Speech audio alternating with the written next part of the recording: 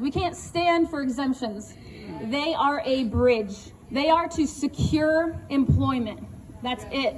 This is moving in the right direction. And I guess I should probably tell you, my name's Ashley Grogg. I'm the founder of Hoosiers for Medical Liberty. We are Indiana's only grassroots movement here. We have been fighting for your rights. We did present SB 74 to reinforce the rights that we had. We do understand that this is no longer acceptable. We can't even imagine the depth at which this has affected our Hoosiers.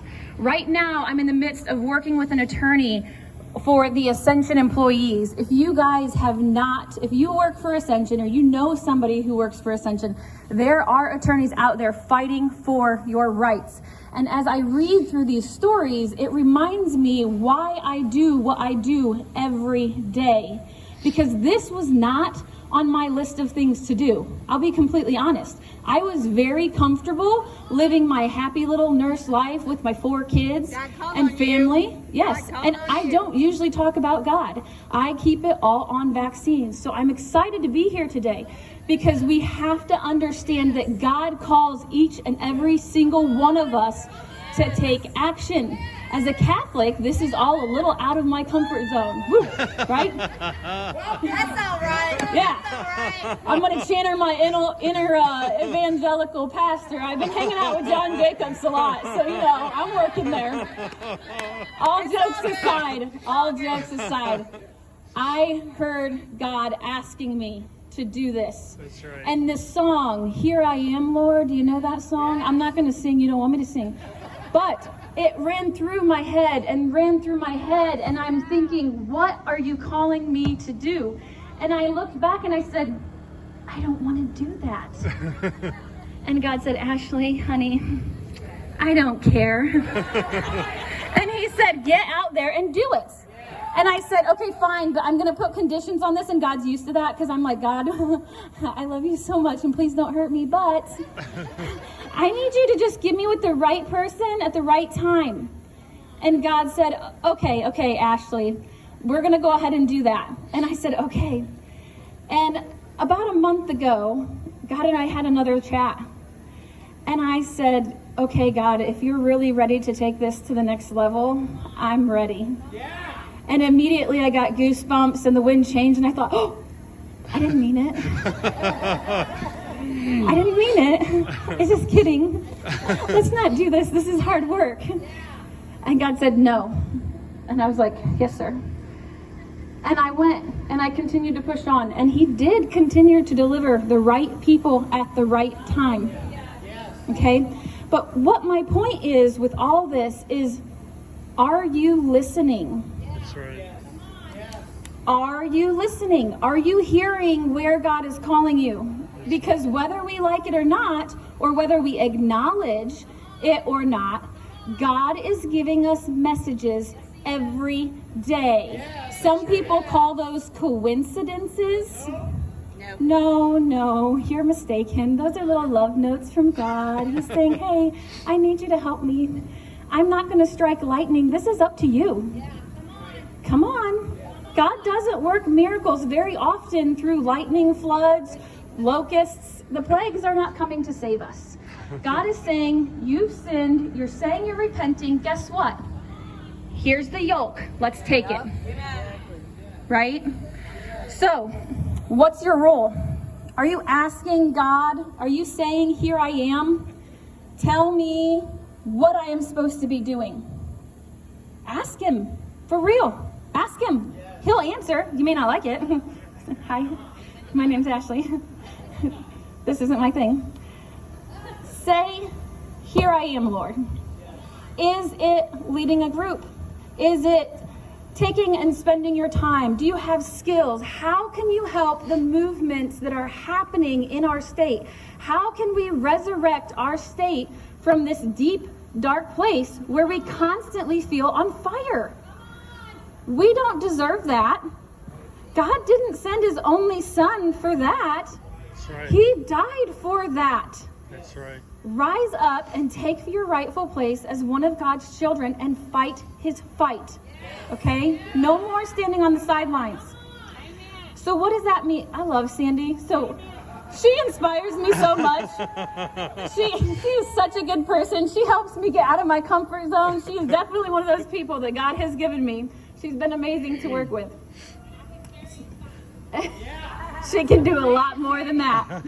So I want you to plug in, okay? Find your issue. Be part of all the groups, right? But I want you to have focus, because God knows He's given us each our own individual skills, the things that we are good at, the ways that we can really move the needle, right? I'm not good at a lot of things that Sandy is phenomenal at. She loves talking to people. I'd rather be at home. We all have our special skills. We all have our own ways that we can contribute. So plug those in. What are your main issues? For example, Hoosiers for Medical Liberty, we're fighting to make sure people know how to file an exemption and how to claim their rights.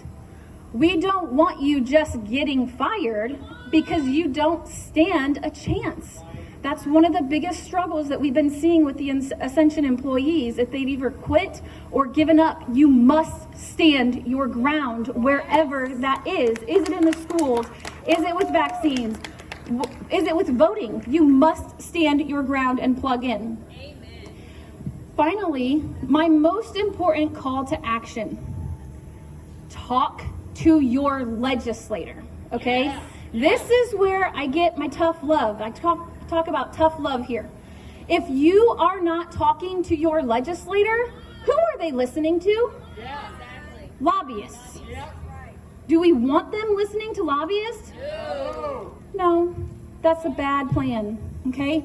We have absolutely been apathetic, and not only do we need to repent to God, but we need to repent to our entire nation, because our apathy, 100%, John and I did not talk about this beforehand, 100% has gotten us here. And if we don't talk to these legislators, let them know what we expect and where to go from here, they're not going to do it.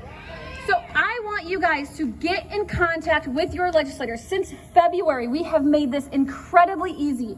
All you have to do, bust out your phones. I know you already got them out.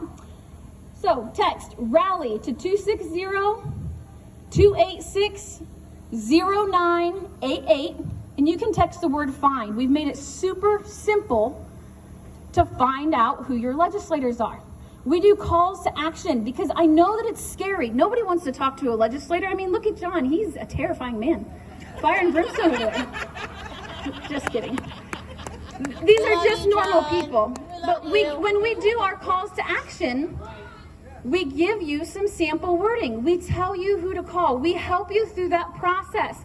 As we continue and get closer to legislative season, we will have some classes that you can attend or watch in your home and learn how to have a sit-down meeting. So I want you to get plugged in. I want you talking to your legislators, because they don't care that we're standing out here. When they see what's called demonstrable proof of angry voters, that is what makes a difference. Emails, okay, yeah, fine.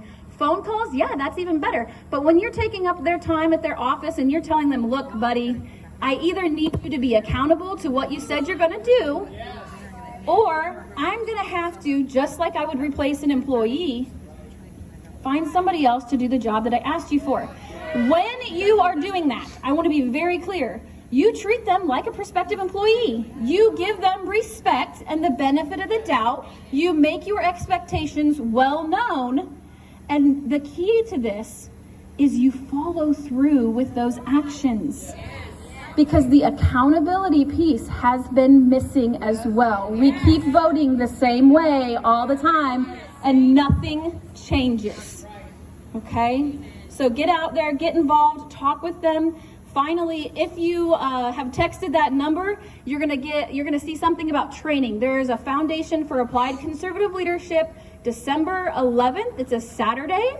You're gonna want to get there. That is what lit my fire. When you find out that 3%, and when you see the math, okay, seeing is believing, right? 3% of the American population participated in the Revolutionary War. Hello, wake up, people. 3%. Can we do 3%? Yeah. Where do you think that Leah got that number of 170,000? Okay, let's get to work, y'all. Thank you so much for being here. God bless you all. I really appreciate it. And thank you for the organizers.